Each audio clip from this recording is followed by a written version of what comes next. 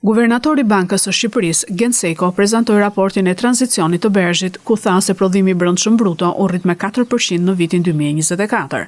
Seko u shpreh se politikat industriale që duhet të ndërmarrë vendi ynë duhet të jenë të harmonizuara me procesin e integrimit në Bashkimin Evropian.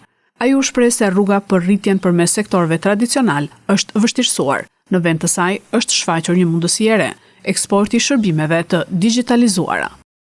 Për më shumë se 2 dekada, në Shqipëri dhe rajon u kemi dhënë përparësi reformave strukturore që ndërtojnë institucione të forta, përmirësojnë klimën e biznesit dhe krijojnë një ekonomi të hapur dhe konkurruese.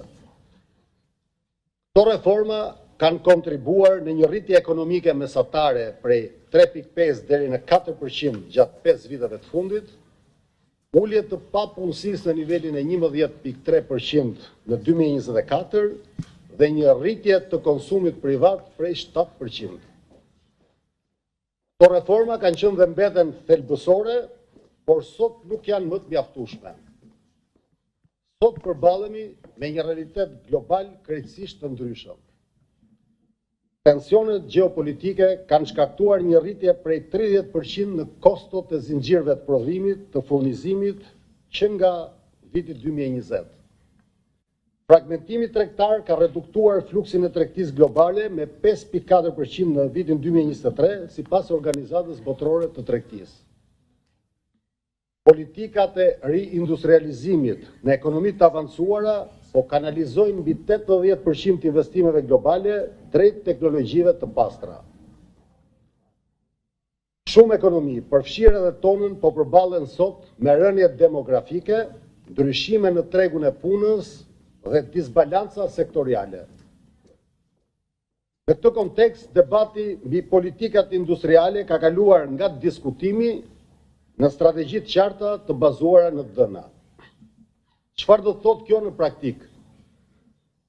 Së pari duhet kuptojmë se politikat industriale sot nuk kanë të bëjnë me mbrojtjen e industrive të vjetra, por me nxitjen e sektorëve të së ardhmes, atyre që mund të rriten, të shkallëzohen dhe të krijojnë vlerë të qëndrueshme.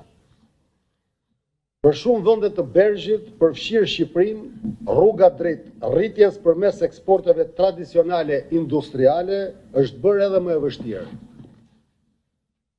Në vend të saj po shfaqet një mundësi e re, eksporti i shërbimeve të digjitalizuara dhe të tregtueshme ndërkombëtarisht.